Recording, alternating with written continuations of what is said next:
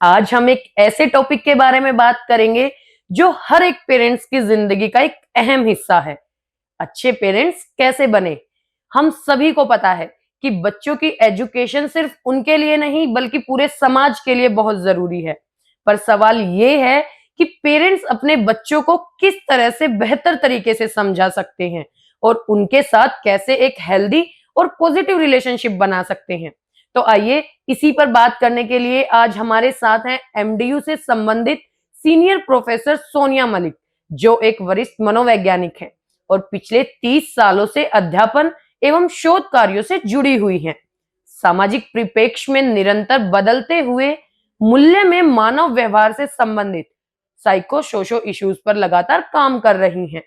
अनेक सामाजिक संस्थाओं से भी जुड़ी हुई हैं। नर्सरी से डॉक्टरेट करने वाले बच्चों के साथ संपर्क में रहती हैं। खास बात यह है कि डॉक्टर सोनिया मलिक एक मोटिवेशनल स्पीकर और काउंसलर हैं। साथ ही हिंदी कविता और चित्रकारी में उनकी खास रुचि है। नमस्कार मैम, हरिभूमि में आपका स्वागत है। आज हम आपसे चर्चा करेंगे गुड पेरेंटिंग के लिए। तो हमारा आपसे सबसे पहला प्रश्न ये रहेगा कि अक्सर बात होती है कि पेरेंटिंग क्या होती है, तो क्या ऐसा भी है कि इसमें गुड पेरेंटिंग और बैड पेरेंटिंग कोई चीज होती है? धन्यवाद सुनिधि। सबसे पहले तो मैं हरिभूमि का धन्यवाद करूंगी कि एक बहुत ही महत्वपूर्ण विषय का उन्होंने आज चुनाव किया है और मुझे यहाँ बुलाया है, क्योंकि एक मनोवैज्ञानिक होने के नाते ये मेरा दायित्व है, माय मॉरल ड्यूटी, कि मैं जो समाज को जो जिस तरह से जो भी हम अपने शिक्षा के माध्यम से या जो भी हमने अपना ज्ञान अर्जन किया या जो अपना अनुभव रहा है इतने वर्षों का, उसके हिसाब से कि पेरेंट्स का, जैसे आप पेरेंटिंग पूछ रहे हैं, क्योंकि अभिभावक पेरेंट्स एक बायोलॉजिकल प्रक्रिया है, वो तो पेरेंट बन जाते हैं बायोलॉजिकली, लेकिन पेरेंटहुड को निभाना हर व्यक्ति का इतना वो जो दायित्व है वो शायद इतना आसानी से नहीं, क्योंकि जब भी मैंने देखा है नए पेरेंट्स होते हैं उनको बहुत तरह के वो एक तरह से एंजाइटी भी होती है और डिप्रेशन में भी। मदर्स तो मैंने पोस्टपार्टम एक रादर एक प्रॉब्लम भी होती है, बीमारी भी होती है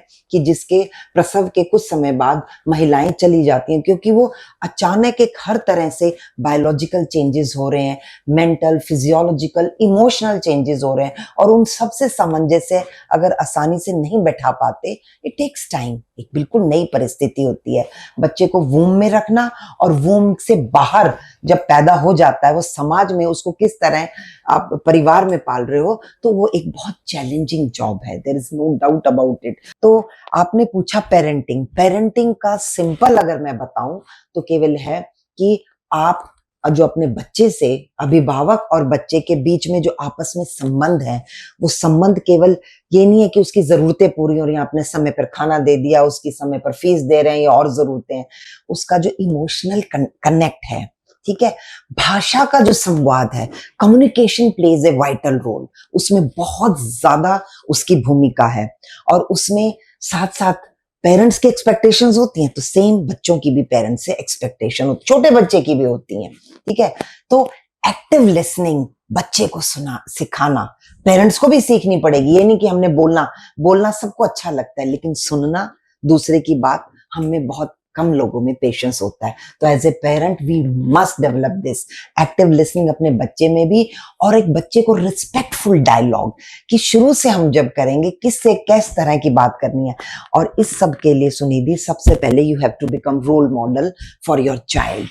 ऐसा नहीं कि फलां का बच्चा बहुत अच्छा है तो आप फलां के पेरेंट्स को भी देखो। मैं एक काउंसलर भी हूँ, और उस भूमिका में मैं जब भी कोई पेरेंट इस तरह की परेशानी से आता है तो पहले हम पेरेंट्स की काउंसलिंग करते हैं। It is not that child is totally at fault. आप किस तरह का माहौल दे रहे हो, किस तरह का उससे एक्सपेक्टेशंस है।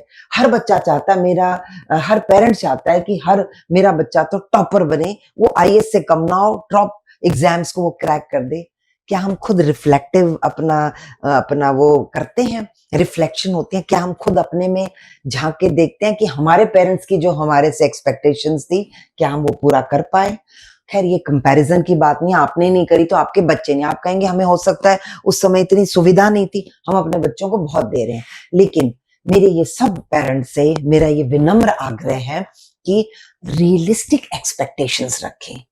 जितना आपके बच्चे में, सब पेरेंट्स को पता होता है कितना कैलिबर है, कितना उसमें हुनर है। हर बच्चा देखो एक गिफ्टेड होता है। मैं तो ये कहूंगी अगर नेचर ने दिया है, कोई ना कोई विशिष्ट चीज हर बच्चे में होती है, उसका वो पहचानना। और सबसे बात, एक स्टेज तक जब तक, वो तो हमारे हिंदू उसमें भी कहावत है कि एक स्टेज के बाद बच्चे से मित्रवत व्यवहार करना चाहिए, लेकिन मित्रवत व्यवहार से भी पहले उसको एक ऐसा सेफ एंड सपोर्टिव, सपोर्ट कहने को ये SUPPORT, लेकिन ये बहुत सोशल सपोर्ट, इमोशनल सपोर्ट बहुत जरूरी है बच्चे के सर्वांगीण विकास के लिए।